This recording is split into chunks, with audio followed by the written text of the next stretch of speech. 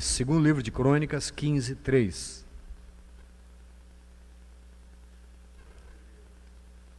Glória a Deus. 2 versículos apenas. Israel esteve por muito tempo sem o verdadeiro Deus, sem sacerdote que o ensinasse e sem lei. Mas quando, na sua angústia, eles voltaram ao Senhor, Deus de Israel, e o buscaram, foi por eles achado. Pai querido, fala conosco nessa noite e recebe a nossa gratidão, Senhor, por podermos estar de volta, por podermos nos encontrar. Somos gratos a Ti pela Tua proteção, pela Tua boa mão sobre nós, em nome de Jesus. Amém. Pode sentar-se. Eu estive pensando nessa ideia de voltar, de retornar, porque nós estamos, teoricamente, voltando às nossas reuniões, devagarinho, à normalidade, né? Ainda há alguns detalhes sendo acertados pelos governos aí em relação à volta das escolas, e a gente mais ou menos vai acompanhar essas decisões para as nossas classes infantis da escola dominical, para não passarmos na frente de ninguém e tal, mas achamos que com vacina por aí, etc., não há mais como essa briguinha de um lado para o outro aí nos segurar, e a gente deve voltar a poder nos reunir. E voltar implica em lembrar de algumas coisas. Voltar implica em tomar posição também, porque quando nós fomos, não esperávamos que aquilo acontecesse, mas voltando, nós temos que recordar de algumas coisas. Este versículo diz que quando eles voltaram, eles foram encontrados pelo Senhor, porque buscaram a Deus. Quero contar um pouquinho da história que antecedeu estes acontecimentos. O rei, no momento, era o rei Asa. Se você der uma olhadinha no capítulo anterior, no capítulo 14, Asa tinha, no versículo 2, diz que ele fez o que era bom e reto perante o Senhor. Versículo 3 diz que, dentre outras coisas, ele aboliu os altares dos deuses estranhos e o culto nos altos, quebrou as colunas e cortou os postes ídolos. Ordenou a Judá que buscasse ao Senhor, Deus de seus pais, e que observasse a lei e o mandamento. Tudo bonito, tudo certo, e exatamente o contrário do que nós fomos ordenados, orientados nesse tempo todo, né?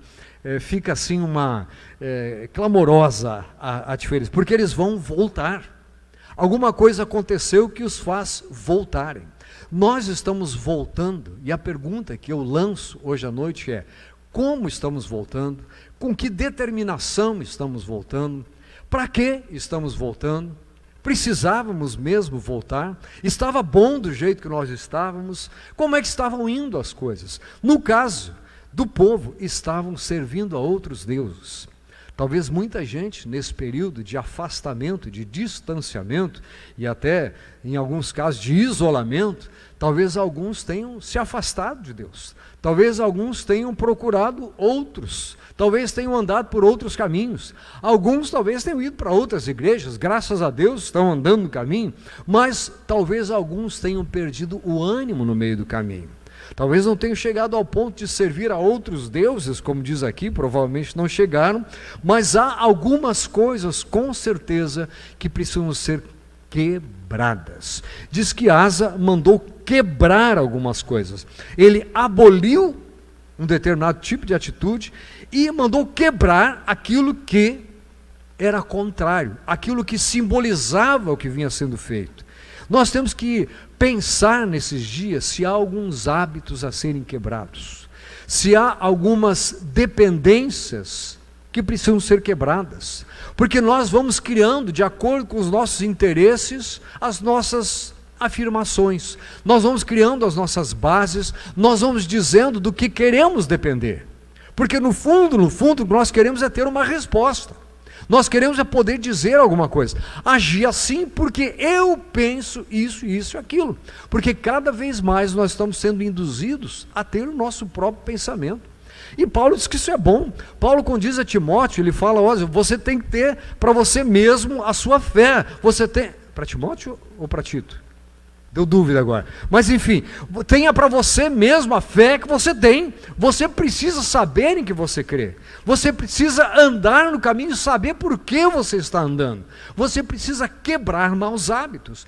Precisa quebrar dependências equivocadas. Se a sua alegria, se a sua estabilidade, se o seu bem-estar depende de uma certa forma de vida, depende de um certo tipo de governo, depende de um certo status, essas coisas precisavam ser quebradas. E ao retornar, nós precisamos entender que isto pode se tornar poste ídolo na vida de alguém. Porque no momento em que eu digo a minha vida depende disso, eu estou criando um Deus. E é por isso que eu digo, afirmo, sem medo de errar, que há pessoas que fazem da política a sua religião, quando colocam as suas decisões, quando colocam as suas defesas acima da defesa do Evangelho e dos princípios bíblicos. Por mais que se tenha um pensamento ou outro, não podemos de jeito nenhum colocar nada acima daquilo que nós conhecemos da palavra de Deus. E estes tempos são importantes para verificarmos aonde estão fincados os postes ídolos. Porque é fácil para nós dizermos, eu não tenho ídolos, eu não sirvo a outros deuses, mas outro Deus é tudo aquilo que te faz andar para longe do caminho do Senhor. Tudo aquilo que te faz depender de outra coisa que não seja o Senhor. Tudo aquilo que te faz confiar em outro que não seja o Senhor. A Bíblia chega a dizer que confiar no braço do homem é maldição. Não é isso que diz? Maldito o homem que confia no homem e que faz o seu braço mortal a sua força. Mas o mesmo texto diz que é bendito aquele que põe no Senhor a sua confiança. Então, queridos, assim como aqui o povo estava para voltar e precisava que tivessem sido quebradas algumas colunas, postes, ídolos, nós precisamos rever e aproveitar esse tempo de volta, esse tempo de retorno. Eu quero dizer que a igreja não pode depender de um determinado tipo de reunião. Esteve claro para todos nós. Ficamos mais de um ano neste vai e vem, porque começou há um ano, aquele negócio, e aí, não vai poder e tal, já começamos a correria e aquele desespero batendo e tal. Um ano em que não podemos continuar da maneira que vimos fazendo as coisas. Mas aí eu pergunto, um ano é suficiente para me desviar do caminho do Senhor só porque as coisas não estão sendo do jeito que eu achava e que eu dependia de que fosse? Porque nós, às vezes, volto a afirmar, criamos afirmações, eu dependo de uma igreja que seja assim. Você depende de Deus. E graças a Deus, Ele te colocou numa boa igreja. É assim que nós enxergamos as coisas. Agora dizer, eu dependo de uma reunião desse tipo, eu dependo de pessoas desse tipo. Cuidado, meu querido. Cuidado que essa dependência pode estar se tornando um poste ídolo que precisa ser quebrado. Eu dependo do meu Senhor. Nele está a nossa dependência. Amém? Ou é assustador esse negócio? Amém? Finanças. Graças a Deus, a gente conta aqui nos dedos os que realmente tiveram problema. Ao contrário, a gente consegue contabilizar gente que arrumou um emprego novo, gente que foi promovido, gente que a clientela aumentou. Graças a Deus. Quando se esperava assim resultados terríveis, a gente vê que muita gente melhorou, e olha, muito mesmo. Eu passo os olhos e vejo.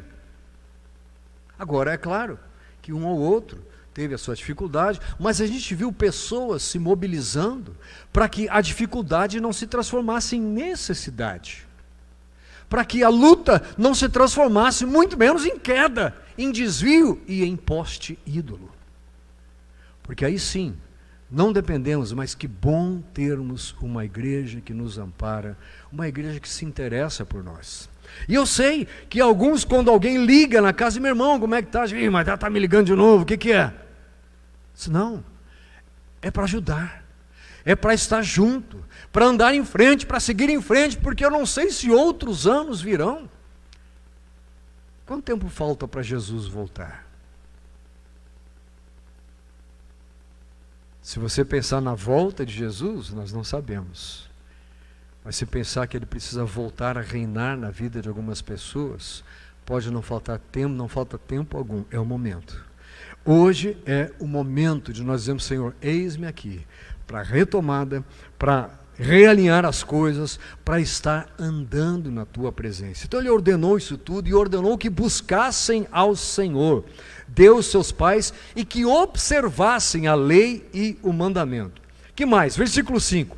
Aboliu em todas as cidades de Judá o culto nos altos, os altares do incenso. Houve paz no seu reinado.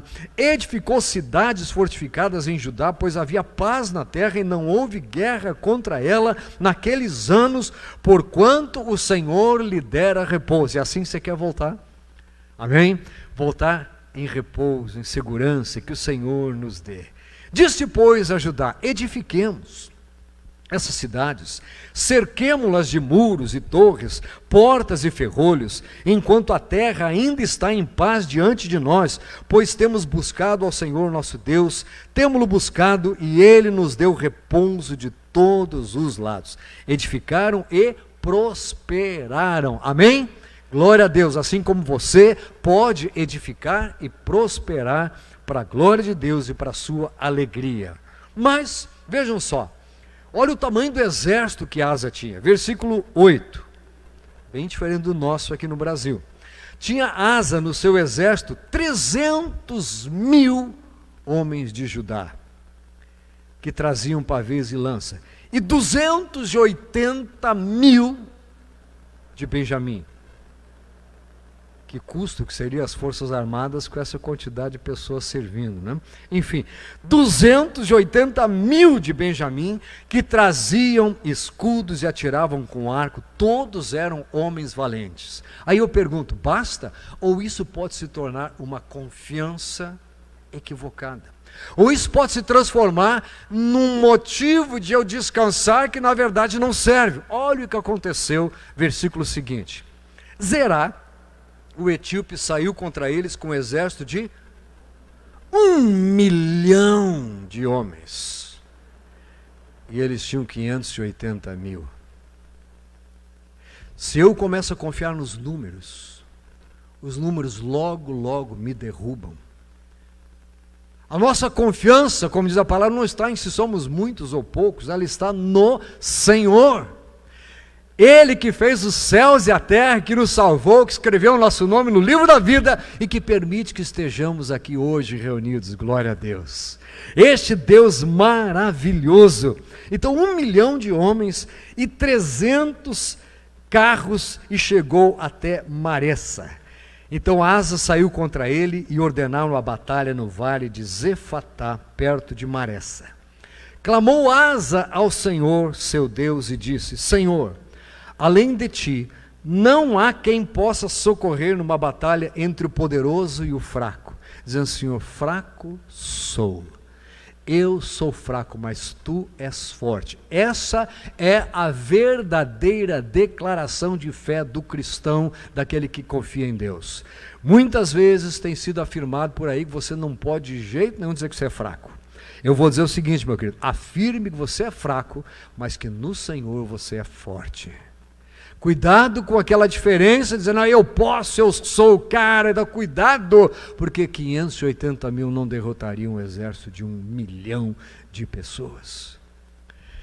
Senhor, só o Senhor faz diferença entre o poderoso e o fraco para socorrer. Ajuda-nos, pois, Senhor nosso Deus, porque em Ti confiamos. Ajuda não porque nós montamos um exército poderoso, não porque temos cidades fortificadas e protegidas em todo lugar, não porque temos vivido estes anos fortalecidos e melhorando e crescendo, mas porque nós confiamos no Senhor. Repita comigo assim, ó: Senhor, ajuda-me porque eu confio em Ti. Glória a Deus. É isso que ele está dizendo: Senhor, ajuda, porque nós confiamos em Ti e no Teu nome viemos contra esta multidão. Senhor, Tu és o nosso Deus, não prevaleça contra Ti o homem. Que me pode fazer o mortal, o homem? Nada. Quem é que pode mudar a vontade e o plano do Senhor? Ninguém. Os seus planos não podem ser frustrados. Eu preciso entrar debaixo dos planos dele. Eu preciso estar debaixo da proteção dele. Eu preciso dizer, Senhor, eu confio em ti. E é isso que me faz estar debaixo da mão poderosa do Senhor. Glória a Deus. O Senhor feriu os etíopes diante de Asa e diante de Judá, e eles fugiram. Asa e o povo que estava com ele os perseguiram até Gerar, e caíam os etíopes sem restar nem um sequer, porque foram destroçados diante do Senhor e diante do seu exército, e levaram dali muito grande despojo. Querido, quando Deus está presente, nós podemos entrar numa situação de grande dificuldade, de grande luta, mas se nós entramos na confiança do Senhor, na confiança no Senhor, nós podemos ter certeza de que vamos trazer os nossos feixes. Quem sai chorando enquanto semeia, diz a palavra, vai voltar com alegria, trazendo os seus feixes. Talvez os feixes não sejam só monetários, financeiros, mas você volta com alegria e com vitória, carregando muita bagagem, muita experiência, muitos testemunhos, porque até aqui nos ajudou o Senhor. Em tudo isso, minha família está de pé. Em tudo isso, a minha casa permaneceu. Em tudo isso, o Senhor me sustentou. Glória a Deus. Aleluia, graças a Deus. Enfim, feriram, trouxeram e etc. Capítulo 15. Veio o Espírito de Deus sobre Azarias, filho de Odede. Este saiu ao encontro de Asa e lhe disse: ouvi-me, Asa e todo o Israel. Imperativo, segunda pessoa do plural. Ouvi-me vós, Asa e todo o Judá e Benjamim. O Senhor está convosco. Glória a Deus. Ouça-me, igreja do paraíso, e você que está nos escutando. O Senhor está com você, com vocês. O Senhor está convosco. O Senhor está com vocês. O Senhor está contigo. Aleluia, glória a Deus. Ainda que governos desandem, ainda que tomadas de decisão não sejam as que esperávamos, o Senhor não nos abandona. Ele chega a dizer o seguinte: ainda que a tua mãe e teu pai te abandonem, eu jamais te abandonarei. Aleluia. O Senhor está convosco. Mas ele completa: enquanto vós estáis com ele.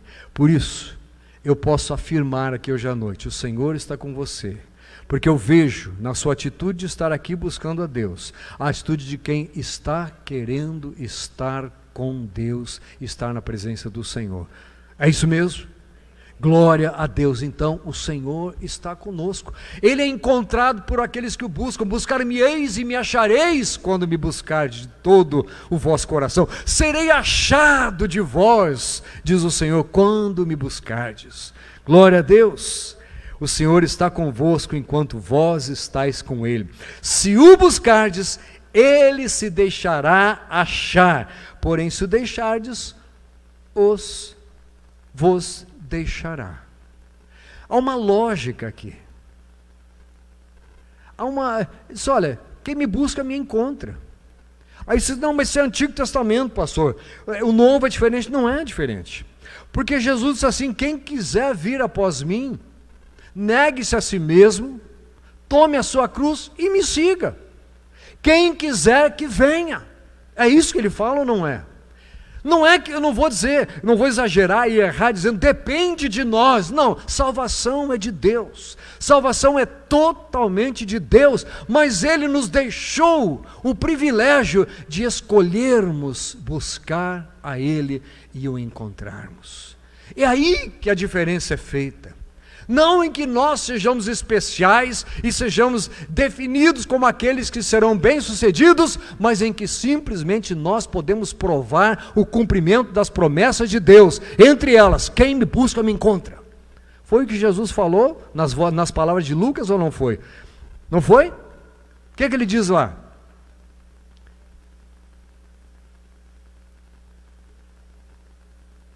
Quem me busca, encontra. A quem bate, abrir-se-lhe-á. E quem pede, recebe. Dizendo isso com referência ao Espírito dele que estaria presente na vida de quem pedisse. Então ele diz, eu também sou encontrado no Novo Testamento.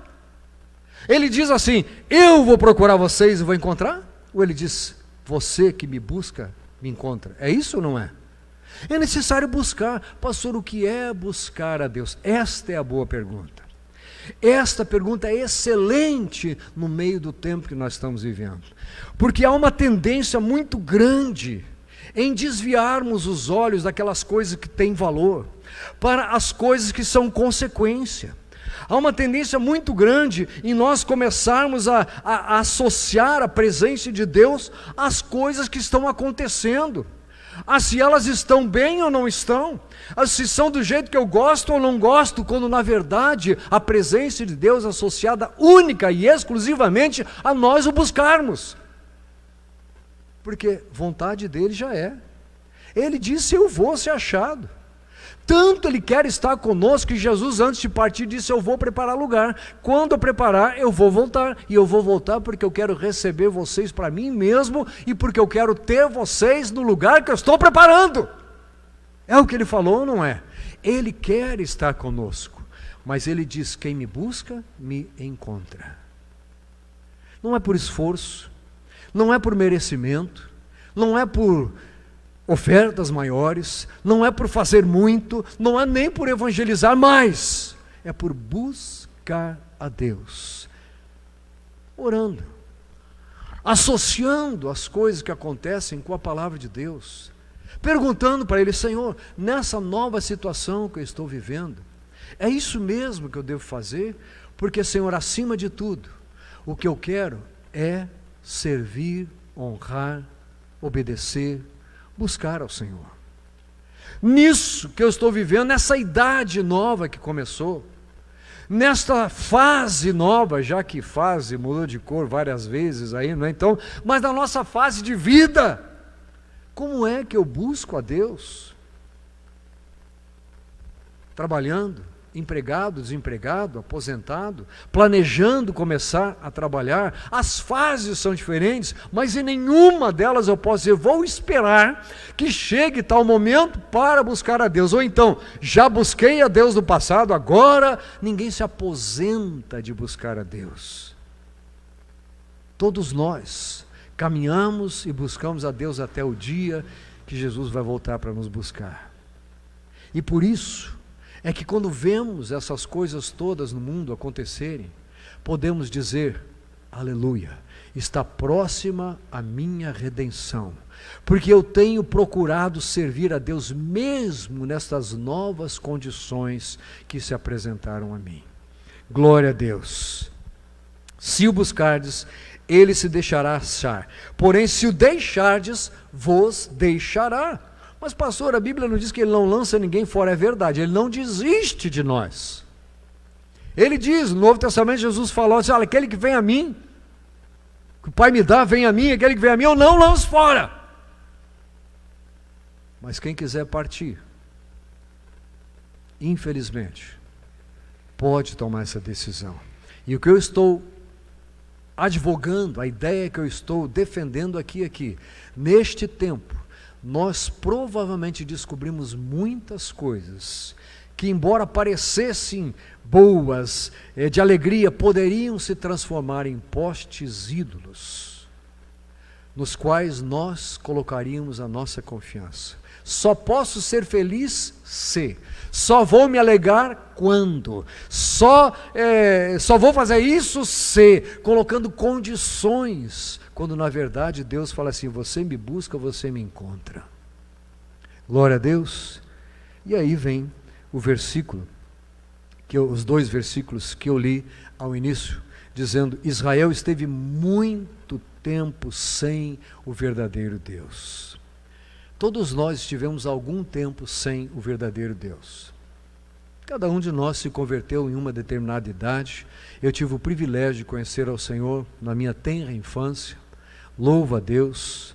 Teve um momento em que eu estive a perigo. Poderia ter me desviado do caminho, poderia ter desistido. Dou graças a Deus por amigos, por igreja, por pessoas que ajudaram, que estiveram ao lado, orando e tal. Não que eu tenha apresentado algum problema, mas eu sei, a gente sabe que passa lá dentro. E com certeza este ano fez com que percebêssemos como é que estão as coisas lá dentro. Eu fiquei esperando alguma coisa melhorar, ou simplesmente busquei a Deus na nova condição.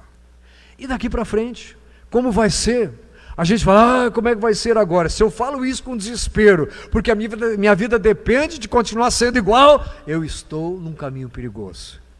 Mas se eu apenas digo, Senhor, o que será que esta vida nos reserva? Preserva-me no teu caminho, aconteça o que acontecer, eu estou andando no caminho certo. O Flávio está me desafiando a começarmos a pensar um pouco em trazer alguns estudos sobre orações feitas pelas pessoas na Bíblia. Você não acha a oração dizendo, Senhor, enche o meu bolso de dinheiro? Você não acha a oração, Senhor, me livra desta doença? Você acha lá, por exemplo, um Paulo dizendo, Senhor, eu já pedi 3 vezes, o Senhor disse que minha graça, a tua graça basta, então tá bom, amém.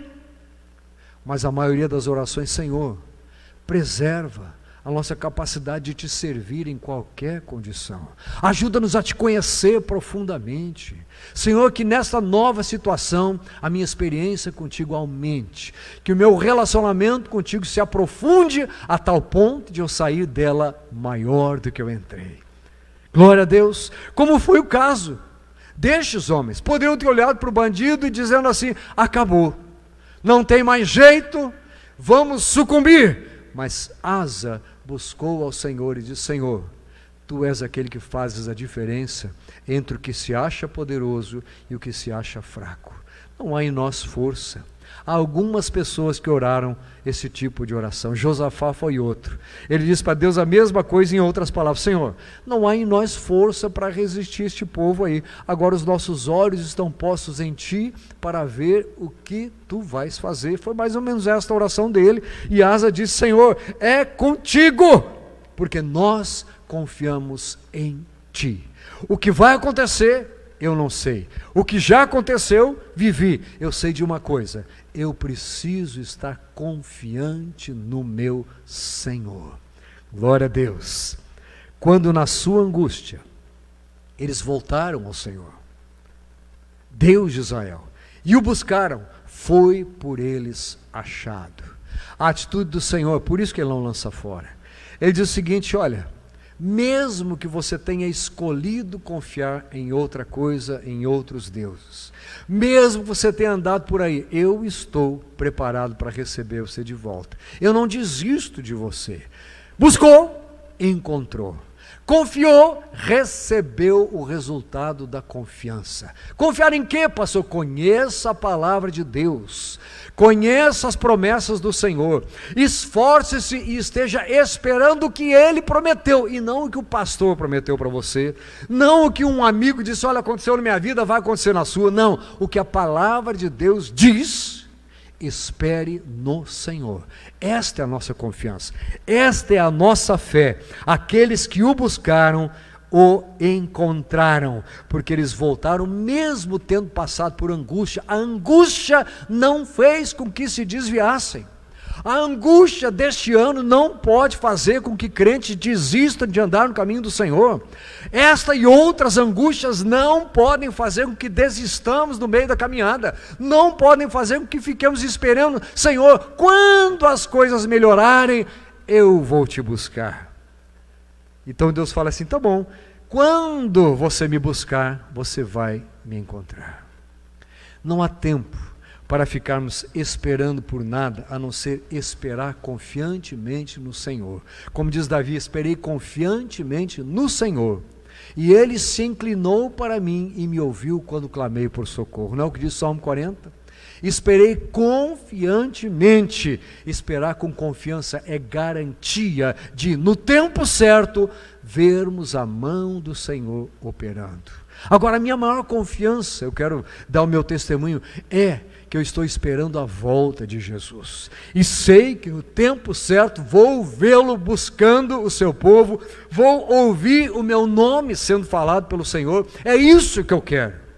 Agora, por aqui a gente tem algumas suposições, algumas desconfianças, e vamos vivendo da melhor forma possível, buscando a Deus em todo o tempo. Glória a Deus. Há uma outra pessoa na Bíblia que voltou, e eu estou me referindo àquele leproso.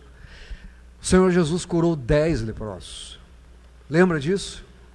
E a Bíblia diz que os 10 cumpriram, foram até os sacerdotes, foram curados, mas um apenas dos 10, está lá em Lucas capítulo 27, versículo, aliás, 17, versículo 15. Um dos 10, vendo que fora curado, voltou. E voltou dando glória a Deus. O meu convite para você esta noite é que você volte à normalidade daquilo que é possível, a naturalidade com aquilo que é possível, mas que volte glorificando a Deus. Que você volte com gratidão a Deus. Deixe a lamúria para trás, deixe a reclamação de lado, deixe o chororô de lado e diga: Senhor, eu te busquei e te encontrei, e no meio disso tudo eu só tenho motivos para te dar glória, e eu faço isso em alta voz. Eu canto louvores a ti, eu glorifico o teu nome, eu quero engrandecer o teu nome, porque verdadeiramente o Senhor é fiel, o Senhor tem sido fiel, e o Senhor vai continuar sendo fiel, porque é o que a tua palavra diz. A palavra diz que não há nele infidelidade alguma. É impossível para o nosso Deus tornar-se infiel. Está na natureza dele, fidelidade. Ele nunca vai deixar de ser fiel aos que o buscam e à sua palavra. Glória a Deus. Então o meu convite a você, para orarmos neste momento, é que nós digamos ao Senhor: Senhor, estou voltando para te dar glória, estou voltando para agradecer, estou voltando como este homem voltou. Diz o versículo 16: prostrou-se com o rosto em terra aos pés de Jesus, agradecendo-lhe. Primeiro agradeça, primeiro seja grato, primeiro demonstre gratidão. Salmo 100 diz que nós podemos entrar na presença do Senhor com hinos de louvor, com gratidão, com louvor ao nosso Deus. É assim que nós entramos na presença dele, gratidão. E no caso aqui, gratidão, glória ao Senhor e confiança. Amém, meu amado? Vamos ficar de pé e vamos orar? Glória a Deus. Logo em seguida nós vamos celebrar a ceia, mas antes queria que você fizesse essa oração juntamente comigo, repetindo as minhas palavras. Diga assim: Senhor meu Deus, eis-me aqui para voltar à tua presença, às atividades, com gratidão no coração, na mente, mas também nos meus lábios. Quero falar com alegria e com gratidão. E eu sei que tu me ouviste, porque eu confio em ti. Quero continuar confiando em todo o tempo. Ajuda-me a nunca desistir e a nunca confiar em outro ou em outra coisa que não seja o Senhor, para a minha salvação, para o meu suporte, para o meu sustento, para a minha vida. Em nome de Jesus. Amém. Glória a Deus. Você que está aqui pode sentar. Você que está em casa, não desligue ainda, nós vamos celebrar a ceia, e alguns eu sei que receberam o kit de ceia para celebrar conosco em casa. Se você fez esta oração, coloque o seu testemunho aí no Facebook e diga: eu estou declarando a minha confiança no Senhor. E vamos ver quantas pessoas têm entendido a palavra de Deus nesse sentido. Que Deus o abençoe.